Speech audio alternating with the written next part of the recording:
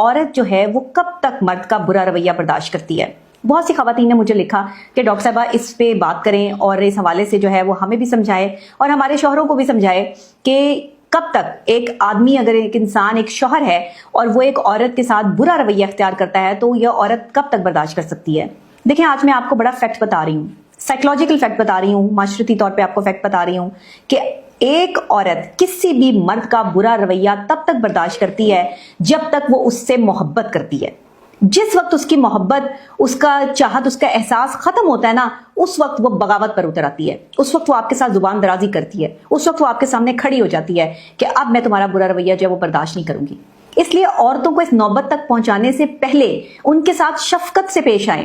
آپ کی بیویاں آپ کی کھیتیاں ہیں۔ اللہ نے یہ ضرور کہا ہے کہ جیسے چاہو مرضی ان میں ہل چلاؤ، لیکن یہ نہیں کہا کہ جیسے مرضی چاہو ان کی فیلنگز کے ساتھ کھیلو، جیسے مرضی چاہو ان کو جو ہے وہ برا بھلا کہو، جیسے مرضی چاہو ان کے حق مارو، جیسے مرضی چاہو ان کے لیے جو ہے وہ غلط کرو۔ یہ نہیں کہا گیا، یہ کہیں ذکر نہیں آیا، نہ کسی احادیث میں، نہ اسلام میں، نہ سائنس میں، نہ سائیکالوجی میں، کہیں اس چیز کو پریفرنس نہیں دی گئی کہ ایک شخص دوسرے شخص کی فیلنگز کو ڈیمیج کرے۔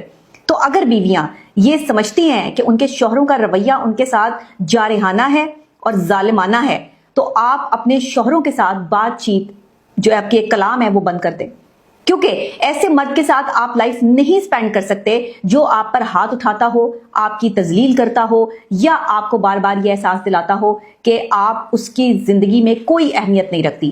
دیکھیں، مردوں کی مختلف کیٹیگریز ہوتی ہیں، مختلف سائیکولوجیکل پروسیس ہوتے ہیں، مختلف سوچ ہوتی ہے۔ جس طرح ہر بندے کا اپنا امیونٹی سسٹم ہوتا ہے، اسی طرح ہر بندے کا اپنا سائیکولوجیکل سسٹم ہوتا ہے۔ ہر بندے کے سوچنے کا انداز جو ہے وہ دوسرے بندے سے ڈیفرنٹ ہوتا ہے۔ تو اگر آپ یہ سمجھتی ہیں کہ آپ کا شوہر جو ہے وہ ایک جارحانہ اور ظالمانہ رویے تک آن پہنچا ہے، ڈومیسٹک وائلنس ہو رہا ہے، ہاتھ اٹھایا جا رہا ہے، بدتمیزی ہو رہی ہے، آپ کو ابیوز لینگویج استعمال کی جا رہی ہے آپ کے لیے، تو پھر آپ کو سٹیپ لینا ہے کہ آپ کو اس شخص کے ساتھ رہنا ہے یا نہیں۔ اسلام بھی کہہ رہا ہے، اسلام بھی آپ کو خلا اور طلاق اختیار دے رہا ہے کہ آپ طلاق لے سکتی ہیں۔ اگر آپ کا شوہر جو ہے وہ دونوں کی مینٹل کمپیٹیبلٹی میچ نہیں ہو رہی تو آپ الگ ہو سکتے ہیں۔ کہیں کسی جگہ پر یہ نہیں لکھا کہ ایک بندہ جو آپ پر ظلم ڈھائے جا رہا ہے، آپ کو زد و کوب کیے جا رہا ہے، آپ کو مارے چلا جا رہا ہے، آپ کی زندگی جو ہے اسپوائل کر رہا ہے، آپ کے رشتہ دار، آپ کے گھر والوں کی بے عزتی کرتا جا رہا ہے، تو آپ اس کے ساتھ جو ہے وہ زبردستی زندگی گزارتے رہیں، کہیں نہیں لکھا۔ مینٹل پیس سب سے زیادہ ضروری ہے۔ جو شخص آپ کے مینٹل پیس کو ڈسٹرائے کرتا ہے، اس کے ساتھ اگر آپ کی دوستی ہے تو ختم کر دیں، اس کے ساتھ آپ کی رشتہ داری ہے تو ختم کر دیں، اس کے ساتھ آپ کا کوئی تعلق ہے تو ختم کر دیں۔ جو مینٹل پیس کو ڈسٹرب کرتا ہے، دنیا میں سب سے زیادہ امپورٹنٹ چیز آپ کا مینٹل پیس ہے۔ اگر آپ نے اپنی اس مینٹل پیس کے لیے کام نہیں کیا، آپ نے اپنے سکون پہ کام نہیں کیا، دنیا میں وہ شخص بہترین ہے، کامیاب ہے جس کے پاس سکون ہے۔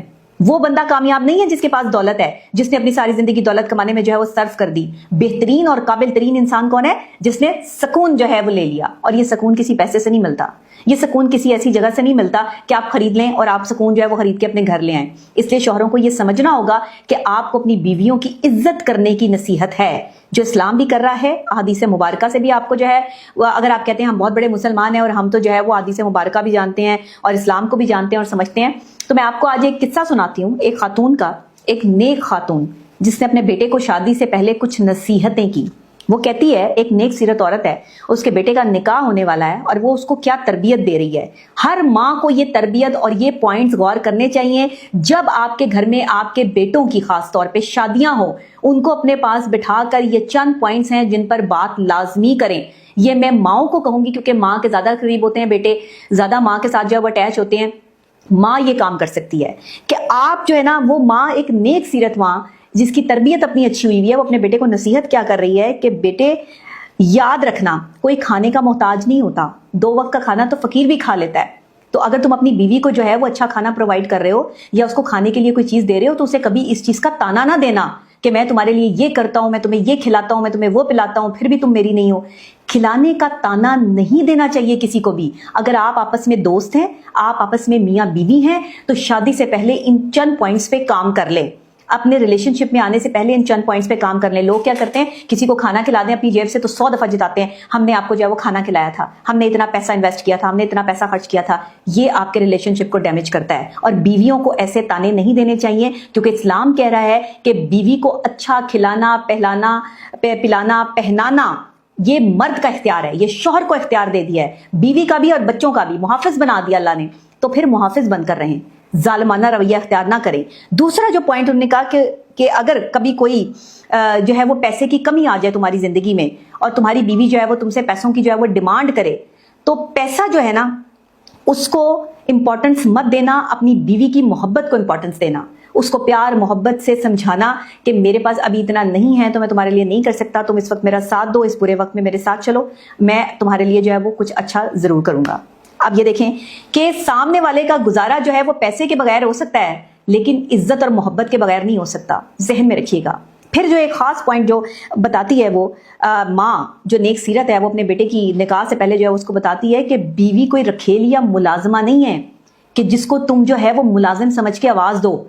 बीवी तुम्हारी जो है वो जर खरीद गुलाम नहीं है कि जिसे तुम जो है वो पैसों से खरीद कर ले आए और उस पर तुमने फोकस कर दिया है कि ये घर के तुम्हारे सारे काम करेगी, ये नौकरानी मुलाजमा बन के रहेगी और तुम जो है वो बैठकर इस पर हुक्म चलाओगे, सादर करोगे। नो, ये मियाँ बीवी का रिश्ता नहीं है। जिन मर्दों ने अब बीवियों को इस लेवल पे रखा हुआ है, आप यकीन करें उनके घर में जो है वो बदसकूनी है, उनके घर में रिस्क की कमी है। जिस घर में औरत की इज्जत नहीं है, जिस घर में दूसरी की बेटी को लाकर उसकी इज्जत नहीं की जाती, वहां रिस्क की कमी हो जाती है, वहां अल्लाह के फरिश्ते नहीं आते। आप यकीन कर लें कि ये साइकोलॉजिकल पॉइंट ऑफ व्यू से मैं आपको वो बातें बता रही हूं कि अगर आप लोगों ने इस पे काम कर लिया तो आप अपनी जिंदगियां संवार लेंगे, और जिनकी शादियां होने वाली हैं वो तो फोकस कर लें इस बात पे। देखिए, औरत की तौहीन का कहीं कोई हुक्म नहीं आया।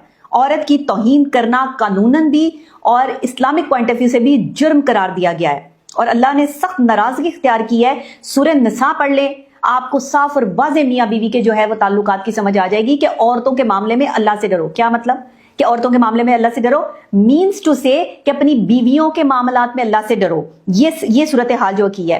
फिर कभी खराब रवैया अपनी बीवी के साथ इख्तियार ना करो, कभी उसके साथ जो है वो बहसों मुबाइसा, तकरार और बदतमीजी की कैफियत ना लेके आओ। ये शौहरों के लिए बता रही हूँ, बीवियों के लिए नहीं है, क्योंकि सब चीजें मैं बीवियों के लिए बताती हूँ। आज मैं सिर्फ शौहरों को बता रही हूँ कि बेतुका बिला वजह का टॉन्ट करना, बीवियों के सामने दूसरी औरतों की तारीफ करना, ये वो जुल्म है बीवी की जात के ऊपर जिससे उसकी अपनी जात डैमेज हो जाती है, उसकी फीलिंग्स हर्ट होती हैं। वो औरत अंदर ही अंदर जो है वो रो धो के तकलीफ में, अजियत में अपना दर्द सिर्फ अल्लाह को बता सकती है, किसी को नहीं बताती। औरतें किसी पे ट्रस्ट नहीं करती। आज के दौर में किसी पे ट्रस्ट किया भी नहीं जा सकता। बहुत कम लोग हैं जिन पे ट्रस्ट करके लोग अपनी जो है वो दिल की बातें शेयर करते हैं। तो औरत को इस मुकाम पर मर्द लेकर आता है कि वो उससे नफरत करना शुरू कर देती है। याद रखिएगा, आज मैं आपको एक पॉइंट दे रही हूँ। ये तो वो सारी नसीहतें थी जो उस औरत ने अपने बेटे को की, और मैं समझती हूँ कि पाकिस्तानी माशरे की हर माँ को अपने बेटे को ये नसीहतें करनी चाहिए ताकि आने वाली की जिंदगी जो है वो सलामत रहे। आप नसीहतें क्या कर रहे हैं कि आने वाली को जरा खींच के रखना, उस पर अपना जो है वो प्रेशर रखना, आते ही उसको जो है वो उसके काम समझा देना। ऐसा ना हो कि वो जो है वो तुम्हारे सर चढ़ जाए, ऐसा ना हो कि वो तुम्हारे साथ जो जुबान चलाए। जुबान हमेशा वो चलाता है जिस पर आप हुक्म चलाते हैं, जुबान वो नहीं चलाता जिसके साथ आप मोहब्बत से चलते हैं। तो जुबान वही चलती है जहां पर सख्ती होती है, वरना तो जुबान बंद रहती है, वरना तो प्यार और मोहब्बत की जुबान बोली जाती है।